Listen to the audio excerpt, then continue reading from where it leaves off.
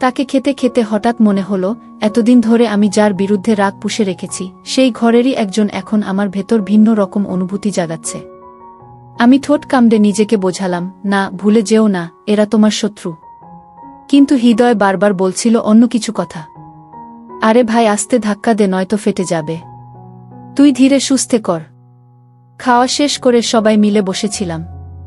ছোটরা একদম ঘিরে ধরেছে আমাকে। ওদের নির্দোষ ভালোবাসা আমাকে মুহূর্তের জন্য সব ভুলিয়ে দিল। তখনই বর বোন পাশে এসে বসল। সে খুব স্বাভাবিক ভঙ্গিতে কথা বলছিল, কিন্তু তার প্রতিটি শব্দ, প্রতিটি দৃষ্টিতে আমি যেন অন্য কিছু খুঁজে পাচ্ছিলাম। মনে হচ্ছিল ওর দৃষ্টি আমার মনের ভেতরের সবকিছু পড়ে ফেলছে। হাই, আমি রাহুল। এবার অনার্স শেষ করলাম। হাতে লম্বা সময় আছে রেজাল্ট আসতে। এখন চারদিকে প্রচণ্ড শীত, আর শীতের দিনে ঘোরাঘুরি করার মজাই আলাদা। তাই ভাবছিলাম কোথাও ঘুরে আসি। আমার পরিচয়টা তো দেওয়া হলো না। আমাদের পরিবারে আমি ছাড়াও আমার আপন এক ভাই এক বোন আছে, আর সৎ 2টা বোন। আর আছে একজন সৎমা। ছোট থেকে বাবা সেই সৎ মায়ের সাথেই থাকত। বাবা ছিলেন একজন শ্রমিক, দেশের বিভিন্ন জায়গায় বাসা ভাড়া নিয়ে কাজ করতেন। 2-3 মাস পর পর বাড়িতে এসে 2-1 দিন থেকে আবার চলে যেতেন। এভাবেই চলছিল আমাদের জীবন। আমার মা ছিলেন বাবার প্রথম স্ত্রী, কিন্তু আমার সৎ মা বাবাকে বিয়ে করে আমাদের কাছ থেকে সরিয়ে নেয়। তখন আমি ছোট ছিলাম, কিন্তু বড় হওয়ার সাথে সাথে বাবার ভালোবাসা খুব মিস করতাম। সৎ মায়ের প্রতি ক্ষোভ, রাগ, অভিমান জমতে থাকে। প্রতিশোধের নেশা আমাকে কুরে কুরে খেত। তবে মিথ্যা বলবো না, ছোট থেকে বাবা আমাকে অনেক ভালোবাসত। কারণ তার ওই ঘরে কোনো ছেলে ছিল না, আমিই ছিলাম বড় ছেলে। সেই টানেই মাঝে মাঝে বাবার কাছে যেতাম। এভাবেই বছর কেটে গেল। আমি বড় হতে হতে এখন অনার্স শেষ করলাম। কিন্তু আমার প্রতিশোধ এখনো বাকি। যেভাবেই হোক কিছু একটা করতেই হবে, এই ভাবনায় দিন কাটছিল। তখনই বাবার ফোন এলো।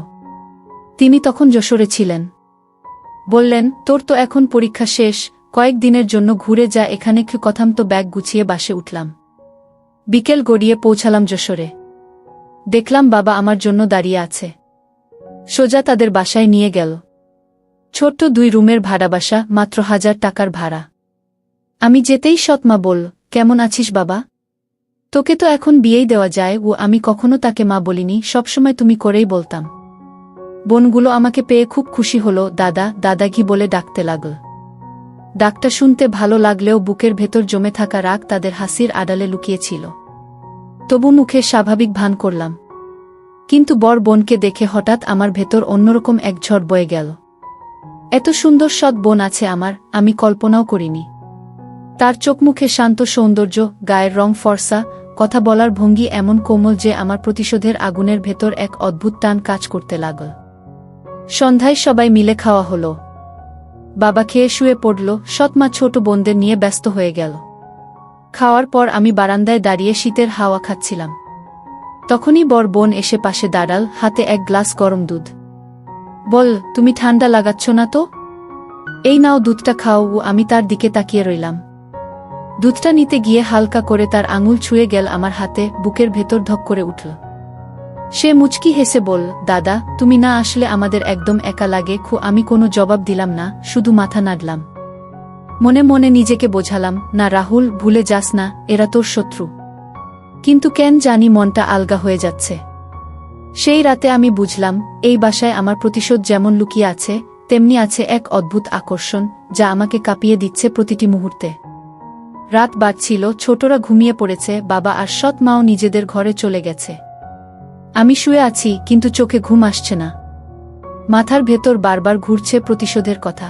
এই ঘর, এই মানুষগুলোই আমাকে আমার বাবার কাছ থেকে সরিয়ে দিয়েছে। আমি শত্রুর মাঝেই আছি, অথচ মনটা বারবার নরম হয়ে যাচ্ছে। ঘরের কোণে হালকা আলো জ্বলছিল। হঠাৎ লক্ষ্য করলাম দরজার কাছে কেউ দাঁড়িয়ে। তাকিয়ে দেখি বড় বোন। হাতে এক গ্লাস পানি নিয়ে আসতে বলল, তুমি কি ঘুমাওনি এখনো? এত রাতে একা জেগে আছো কেন? আমি একটু হেসে বললাম, ঘুম আসছে না। সে এগিয়ে এসে গ্লাসটা দিল। আঙুল ছুঁয়ে গেল আবার, বুকের ভেতর কেমন করে উঠল। সে মৃদু স্বরে বলল, তুমি এসেছ বলে বাসাটা কেমন যেন পূর্ণ লাগছে। ছোটরা সারাদিন খুশিতে মেতে আছে। আমি কিছু না বলে তাকিয়ে রইলাম তার চোখের দিকে। মনে হচ্ছিল ওই চোখে কোনো অজানা রহস্য লুকিয়ে আছে। সে হঠাৎ হেসে ফেল, সেই হাসি এত নিখাদ, অথচ আমার ভেতরে যেন অদ্ভুত অশান্তি জাগিয়ে তুল। আমি মুখ ফিরিয়ে নিলাম, কিন্তু মনের ভেতর দোলাচল থামছিল না। প্রতিশোধের আগুন আমাকে শক্ত করে রেখেছে, অথচ এই মেয়েটি আমাকে দুর্বল করে দিচ্ছে প্রতিটি মুহূর্তে। আমি বোঝাতে চাইছিলাম না, কিন্তু সত্যি বলতে সেই মুহূর্তে তার উপস্থিতি আমার একাকিত্ব ভেঙে দিচ্ছিল। সে পাশে বসে নরম স্বরে বল, দাদা, তুমি না থাকলে আমাদের কতটা শূন্য লাগে জানো? আমি শুধু চুপ করে রইলাম। শব্দ বের হলো না মুখ দিয়ে। ঘরের ভেতর নিস্তব্ধতা, শুধু দুজনের নিঃশ্বাসের শব্দ। অন্ধকারের ভেতর সেই নিস্তব্ধতা যেন আরও ঘনিয়ে আসছিল। মনে হচ্ছিল এই বাসার প্রতিটি দেয়াল এখন আমার শত্রু নয়, বরং কোনো অদ্ভুত খেলায় আমাকে জড়িয়ে নিচ্ছে। চোখ বন্ধ করলাম, কিন্তু মন খুলতে পারলাম না। একদিকে প্রতিশোধ, অন্যদিকে এক অচেনা টান, এই দ্বন্দ্বের ভেতরেই রাতটা কেটে গেল। ভোরের দিকে ঘুম এলেও খুব বেশি সময় টিকল না। মোরগ ডাকার শব্দে চোখ খুলতেই দেখি জানালা দিয়ে হালকা আলো ঢুকছে। বাসাটা ছোট হলেও সকালের কোলাহলে ভরে উঠেছে। ছোটরা দৌড়াদৌড়ি করছে, সৎমা রান্নাঘরে ব্যস্ত। আমি শুয়ে শুয়েই সব শুনছিলাম। মনে হচ্ছিল সারা রাতের দ্বন্দ্ব এখনো মাথার ভেতর ঘুরছে। প্রতিশোধের আগুন আমাকে শক্ত করে ধরে রেখেছে, কিন্তু সেই সাথে বর বোনের উপস্থিতি যেন অদ্ভুতভাবে মনকে দুর্বল করে দিচ্ছে। কিছুক্ষণ পরেই সে ঘরে ঢুকল। হাতে চায়ের কাপ, মৃদু হেসে বল, দাদা, ওঠো, তোমার জন্য চা এনেছি। তার কণ্ঠস্বর ছিল কোমল, অথচ সেই কোমলতাই যেন আমার বুকের ভেতর ঝড় তুলছিল। কাপটা নিতে গিয়ে আবারও হাত ছুঁয়ে গেল। আমি চোখ সরিয়ে নিতে চাইলাম, কিন্তু পারলাম না। তার হাসি, তার চোখ, সবকিছুতেই এক ধরনের অদ্ভুত আকর্ষণ কাজ করছিল। খেতে খেতে হঠাৎ মনে হলো, এতদিন ধরে আমি যার বিরুদ্ধে রাগ পুষে রেখেছি, সেই ঘরেরই একজন এখন আমার ভেতর ভিন্ন রকম অনুভূতি জাগাচ্ছে। আমি ঠোঁট কামড়ে নিজেকে বোঝালাম, না, ভুলে যেও না, এরা তোমার শত্রু। কিন্তু হৃদয় বারবার বলছিল অন্য কিছু। খাওয়া শেষ করে সবাই মিলে বসেছিলাম। ছোটরা একদম ঘিরে ধরেছে আমাকে। ওদের নির্দোষ ভালোবাসা আমাকে মুহূর্তের জন্য সব ভুলিয়ে দিল। তখনই বর বোন পাশে এসে বসল। সে খুব স্বাভাবিক ভঙ্গিতে কথা বলছিল, কিন্তু তার প্রতিটি শব্দ, প্রতিটি দৃষ্টিতে আমি যেন অন্য কিছু খুঁজে পাচ্ছিলাম। মনে হচ্ছিল ওর দৃষ্টি আমার মনের ভেতরের সবকিছু পড়ে ফেলছে। দুপুরের পর বাবা কাজে চলে গেল, সৎ মাও পাশের বাড়িতে গেল কারো সঙ্গে দেখা করতে। ছোটরা তখন ঘুমাচ্ছে। বাড়িটা একদম নিস্তব্ধ। আমি বারান্দায় বসে আছি, হঠাৎ সে এসে পাশে দাঁড়াল।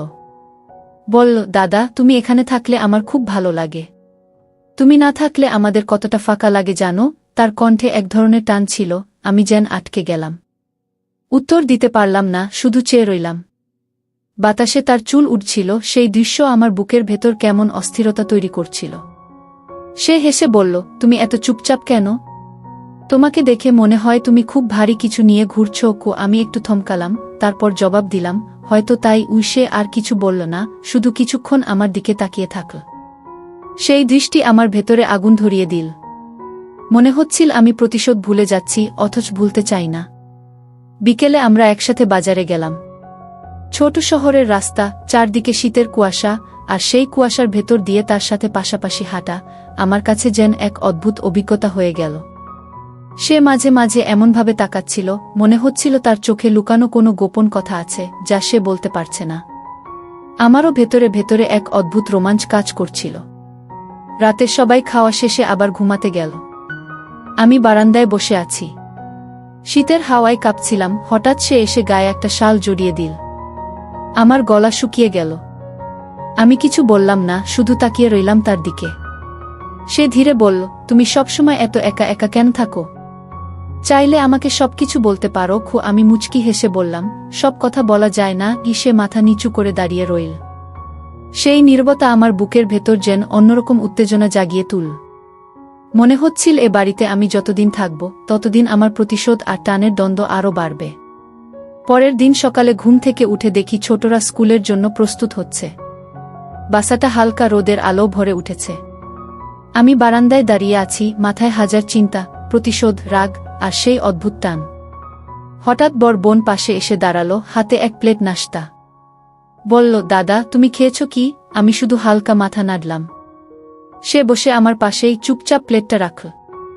হাওয়ার স্পর্শে তার চুল হালকা নড়ল, আমার ভেতরের অস্থিরতা আরও বেড়ে গেল। কথা বলার মধ্যে নেই, কিন্তু তার উপস্থিতিই যেন এক অদ্ভুত শক্তি হয়ে আমার ভেতর ঢুকছিল। আমি চেষ্টা করলাম নিজেকে স্থির রাখতে, মনে মনে বললাম, না রাহুল, ভুলে যাস না, এরা তোর শত্রু। কিন্তু প্রতিটি মুহূর্তে সে হাসল, একটু এগিয়ে এসে বলল, দাদা, তুমি কি জানো আমি তোমাকে দেখে কত শান্তি পাই? আমি কানে শোনা মতো ভঙ্গি প্রকাশ করলাম না, শুধু তাকিয়ে রইলাম। তার চোখে এক অদ্ভুত কোমলতা, যা আমার প্রতিশোধের আগুনের ভেতর একটা নতুন আগুন ধরিয়ে দিল। দুপুরে বাজার থেকে ফিরে সবাই খাবারের জন্য ব্যস্ত। আমি আর সে ঘরে একটু দেরি করে রইলাম। ছোটরা বাইরে খেলছে। আমি পাশের চেয়ারে বসে বই পড়তে চেয়েছিলাম, কিন্তু চোখ বারবার তার দিকে ঘুরে। সে হেসে বলল, দাদা, তুমি এত একা একা কি করছো? আমি শুধু হেসে বললাম, কিছু না। সে কাছে এসে বসে হঠাৎ হাত দিয়ে আমার হাতটা স্পর্শ করল। বুকের ভেতর অদ্ভুত একটা ধাক্কা, হৃদয় যেন থমকে গেল। আমি চেষ্টা করলাম চোখ নামাতে, কিন্তু পারলাম না। রাত গড়িয়ে এলো। সবাই ঘুমিয়ে গেছে। আমি বারান্দায় বসে আছি। হঠাৎ সে এসে পাশে দাঁড়ালো, হাতে শীতের শাল। আমাকে ঢেকে দিয়ে বলল, দাদা, ঠান্ডা লাগছে। আমি কিছু বললাম না, শুধু তাকিয়ে রইলাম। সে একটু হাসল, তারপর চুপচাপ বসে রইল। রাতের নিস্তব্ধতা, হাওয়ার শব্দ, আর তার পাশে বসার স্পর্শ, সব মিলিয়ে আমার মন ভেঙে গিয়েছে, কিন্তু একই সঙ্গে এক অদ্ভুত রোমাঞ্চ সৃষ্টি হয়েছে। মনে হচ্ছিল আমি প্রতিশোধ আর টানের মধ্যে ফাঁদে পড়েছি। একদিকে বাবা ও সৎ মায়ের জন্য প্রতিশোধ, অন্যদিকে তার সঙ্গে কাটানো ছোট ছোট মুহূর্ত, চোখে চোখ রাখার খেলা, নীরব স্পর্শ, সব মিলিয়ে একটি নতুন আবহ তৈরি করছে। আমি জানি এই বাসায় প্রতিটি দিনই আমাকে নতুন দ্বন্দ্বের মধ্যে ফেলবে, আর আমি নিজেকে আর সামলাতে পারব না। সকালে ঘুম থেকে উঠে দেখি ছোটরা বাইরে খেলা করছে। বাবা এখনো কাজে, সৎ মা রান্নাঘরে ব্যস্ত। আমি বারান্দায় দাঁড়িয়ে শীতের হাওয়া খাচ্ছি। তখনই বড় বোন এসে পাশে দাঁড়ালো, হাতে নাশতার প্লেট। বলল, দাদা, খেয়েছ কি? আমি হেসে মাথা নাড়লাম। সে বসে পাশে চুপচাপ প্লেটটা রাখল। হাওয়ার স্পর্শে তার চুল হালকা নড়ল। বুকের ভেতর অদ্ভুত উত্তেজনা, টান আর দ্বন্দ্ব জাগল। কথার মধ্যে নেই, কিন্তু তার উপস্থিতিই যেন আমার মনকে আটকে রাখল। খাওয়ার পর সে বই নিয়ে এল। বলল, দাদা, যদি চাও আমি তোমাকে একটু গল্প পড়ে শোনাই। আমি অবাক হয়ে দেখলাম, চোখে কোনো চাপ নেই, শুধুই কোমলতা। সে পড়তে শুরু করল। প্রতিটি শব্দ আমার হৃদয়কে অদ্ভুতভাবে স্পর্শ করছিল। চেষ্টা করলাম মনোযোগ বইয়ের পৃষ্ঠায় রাখার, কিন্তু চোখ বারবার তার দিকে ফিরে যাচ্ছিল। মাঝে মাঝে তার চোখে চোখ পড়ল। আমি নিজেকে আটকাতে চাইলাম, কিন্তু থামতে পারলাম না। প্রতিটি হাসি, চোখের খেলা, এমনকি হালকা স্পর্শ মনে হচ্ছিল এক ধরনের রহস্যময় রোমাঞ্চ সৃষ্টি করছে। দুপুরে বাজার থেকে ফেরার সময় আমরা একসাথে হাঁটছিলাম। ছোট শহরের সরু রাস্তা, চারপাশে কুয়াশা, আর সেই কুয়াশার ভেতর তার উপস্থিতি। মাঝে মাঝে তার দিকে তাকাতে গেলাম। সে হেসে বলল, দাদা, তুমি কি জানো তোমাকে পাশে পেলে ঘরটা কত উষ্ণ হয়ে যায়? আমি কিছু বললাম না, শুধু তাকিয়ে রইলাম। মনে হচ্ছিল আমি এক অদ্ভুত জালে আটকা পড়েছি, প্রতিশোধ, টানাপোড়েন, রোমাঞ্চ সব একসাথে। রাত যখন নেমে এলো, সবাই ঘুমিয়ে গেছে। ঘরে নিস্তব্ধতা, শুধু জানালা দিয়ে হালকা বাতাস ঢুকছে। আমি বারান্দায় বসে আছি। হঠাৎ সে এসে পাশে দাঁড়ালো, শীতের শাল জড়িয়ে দিল। বলল, দাদা, ঠান্ডা লাগছে। আমি কিছু বলিনি, শুধু তাকিয়ে রইলাম। তার নীরব উপস্থিতি, হালকা হাসি, চোখের খেলা সব মিলিয়ে আমার মন আরও অস্থির হয়ে উঠল। মনে হচ্ছিল প্রতিটি নিঃশ্বাসে, প্রতিটি দৃষ্টিতে এক অদ্ভুত রোমাঞ্চ জন্মাচ্ছে। মনে হচ্ছিল প্রতিটি দিন, প্রতিটি মুহূর্ত আমাকে তার কাছাকাছি টানে। কিন্তু প্রতিশোধের আগুনও মরে যায় না। এই দ্বন্দ্ব, এই টানাপোড়েন, সব মিলিয়ে এক রহস্যময় আবহ তৈরি করছে। প্রতিটি মুহূর্ত আমাকে আরও গভীরে টানে, আর আমি জানি এই টানাপোড়েন শেষ পর্যন্ত কিভাবে সমাধান হবে নিজেও জানি না। পরের দিন বিকেলে বাসা একদম শান্ত। ছোটরা বাইরে খেলছে, বাবা কাজের কাজে চলে গেছে, সৎ মা রান্নাঘরে ব্যস্ত। আমি বারান্দায় দাঁড়িয়ে শীতের হাওয়া খাচ্ছি। হঠাৎ বড় বোন এসে পাশে দাঁড়ালো, হাতে এক ছোট নোটবুক। বলল, দাদা, তুমি কি চাইলে আমি তোমার জন্য কিছু লেখা পড়ে শোনাই? আমি মাথা হেলালাম, আর সে পাশের চেয়ারে বসে নোটবুক খুলল। তার কণ্ঠস্বর এমন কোমল, প্রতিটি শব্দ যেন আমার মনকে অদ্ভুতভাবে স্পর্শ করছিল। চেষ্টা করলাম মনোযোগ বইয়ের পৃষ্ঠায় রাখার, কিন্তু চোখ বারবার তার দিকে ফিরে যাচ্ছিল। মাঝে মাঝে তার চোখে চোখ পড়ল, হালকা হাসি। মনে হচ্ছিল তার চোখে কোনো অজানা রহস্য লুকিয়ে আছে, যা সে প্রকাশ করছে না, কিন্তু আমাকে টানে। তিনি এক কথায় বলে দিল, দাদা, তুমি এত একা একা কি করছো? আমি হেসে বললাম, কিছু না। সে আর কিছু না বলল, শুধু আমাকে চুপচাপ দেখল। সেই নীরবতা, হালকা হাওয়ার শব্দ আর তার পাশে বসার উপস্থিতি, সব মিলিয়ে আমার ভেতর এক অদ্ভুত উত্তেজনা তৈরি করল। মনে হচ্ছিল প্রতিটি নিঃশ্বাসে, প্রতিটি দৃষ্টিতে এক অদ্ভুত রোমাঞ্চ জন্মাচ্ছে। বিকেলে আমরা একসাথে রান্নাঘর থেকে বাজারের কিছু কাজ করলাম। ছোট শহরের সরু রাস্তা, চারপাশে কুয়াশা, আর সেই কুয়াশার ভেতর হাঁটতে হাঁটতে তার চোখের খেলা আমার মনে অস্থিরতা সৃষ্টি করল। সে মাঝে মাঝে হেসে আমার দিকে তাকায়, আমি চোখ নামাই না।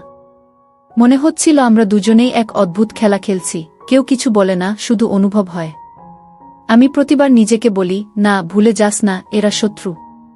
কিন্তু তার উপস্থিতি বারবার আমার মনকে দুর্বল করে দিচ্ছে। রাত যখন নেমে এলো, সবাই ঘুমিয়ে গেছে। ঘরে নিস্তব্ধতা, শুধু জানালা দিয়ে হালকা বাতাস ঢুকছে।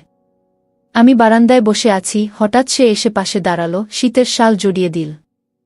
বলল, দাদা, ঠান্ডা লাগছে। আমি কিছু বললাম না, শুধু তাকিয়ে রইলাম। তার নীরব উপস্থিতি, হালকা হাসি, চোখের খেলা, সব মিলিয়ে আমার মন আরও অস্থির হয়ে উঠল। মনে হচ্ছিল প্রতিটি মুহূর্তে এক অদ্ভুত রোমাঞ্চ জাগছে। রাত জুড়ে আমি তার কথা ভাবতে থাকলাম। প্রতিটি ছোট ঘটনা, চোখের খেলা, নীরব স্পর্শ, হেসে বলা কথাগুলো আমার ভেতরে এক অদ্ভুত দ্বন্দ্ব তৈরি করছে। প্রতিশোধ আর টানের মধ্যে আমি যেন আটকা পড়েছি। তার সাথে থাকা প্রতিটি মুহূর্ত আমাকে টেনে নিয়ে যাচ্ছে, অথচ মনে হচ্ছে আমি নিজেকে আর সামলাতে পারব না।